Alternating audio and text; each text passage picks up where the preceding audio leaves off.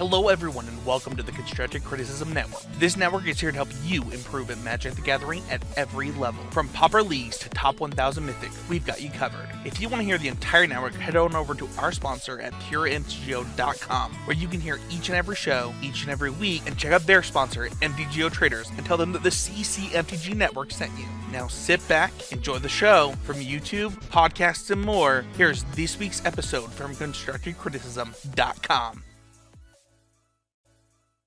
Hello everybody and welcome to a brand new episode of Arena Mythicast. I'm your host, just like every week, Spencer Howland, and today is Hot Takes! That's right, we are giving some hot takes on our current limited format, that being Theros Beyond Death. As you think about the new set coming out, Theros Beyond Death is going to be the thing that you're probably going to have to play as far as rank goes.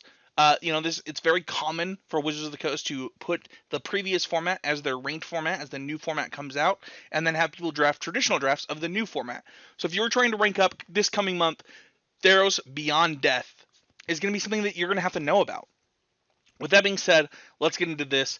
Before we do, though, don't forget to check out our sponsor at puremtgo.com. We really, really appreciate puremtgo.com. They make this very fun for us, and I'm very excited to do this podcast every week because of them.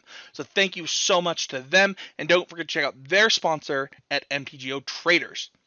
The Patreon. As I said before, Patreon's going to be on hold. During COVID, it's really important to me to not be creating new monetizations when I don't need it, and I encourage everybody. I actually went out and became a patron of multiple podcasts myself this week, and I encourage you to do the same.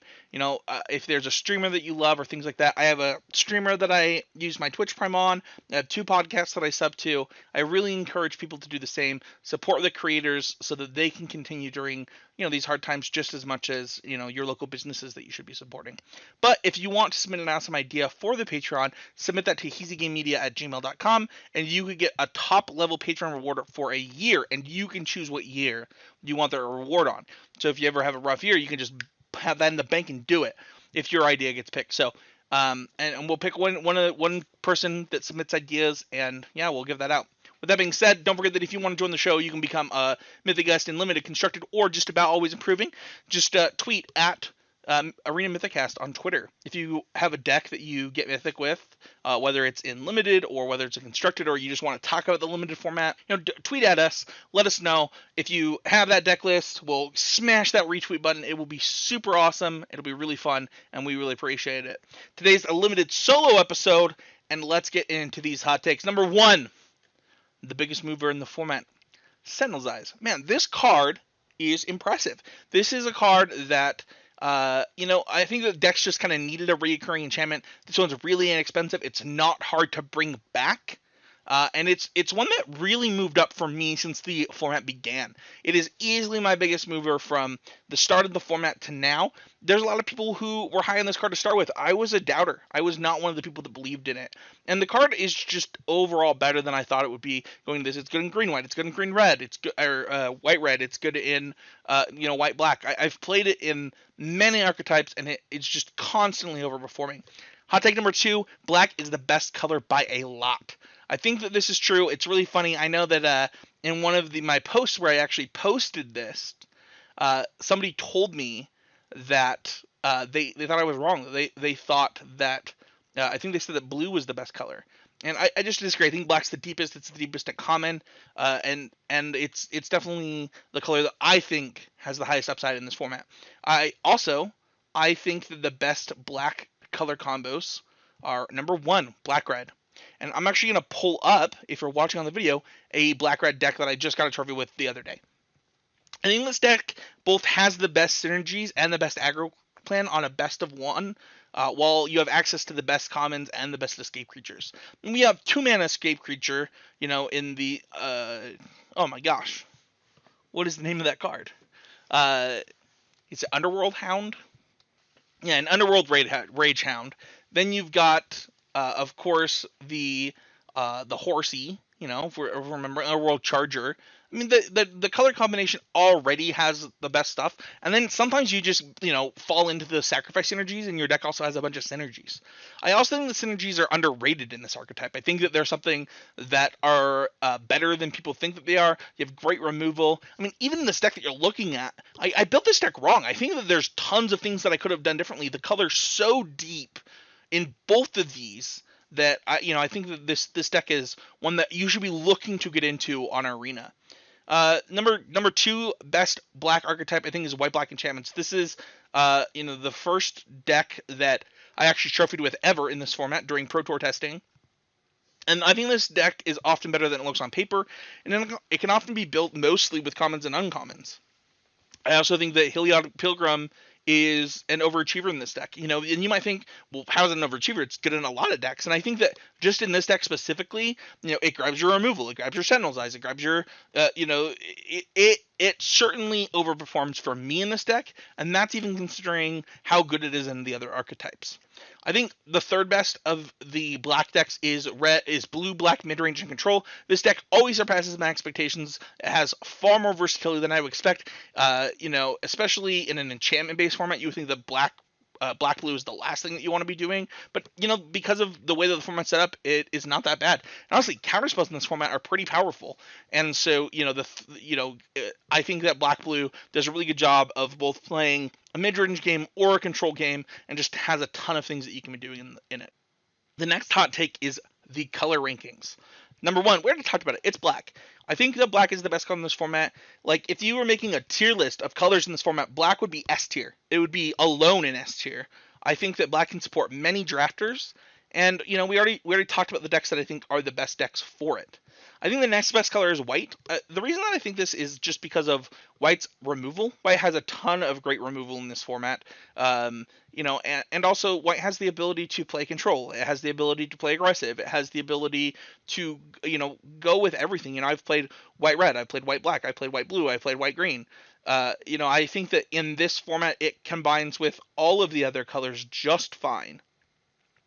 Next up is red. Red, I have the same opinion of. I've played red black, I played red white, I've played red blue, I've played red green. I know a lot of people think that red blue is the best deck in the format. It's certainly my favorite deck to play. And I think that red black is, my second favorite deck to play in this format. I just got a trophy with red green the other day, and I would put red in next. I would put blue next, and I think it's really close to green on this. I know that some people think that blue is the best color. I find that really interesting. I do not think that it supports enough drafters to be considered the best color. I don't think it's deep enough common to be considered the best color.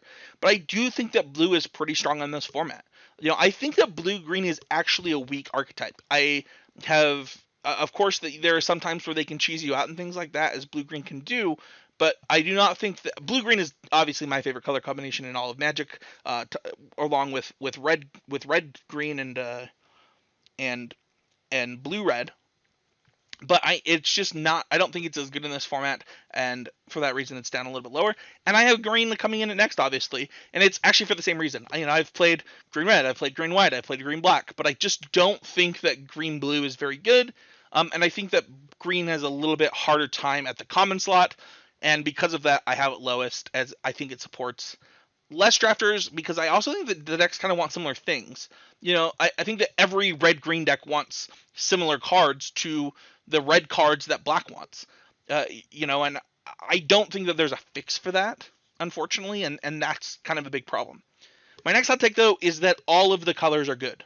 I think that, even though I just said that I don't like green-blue, I think all of the colors are completely viable in this format. It's definitely a format where you can go pretty deep, be pretty happy in any of the colors.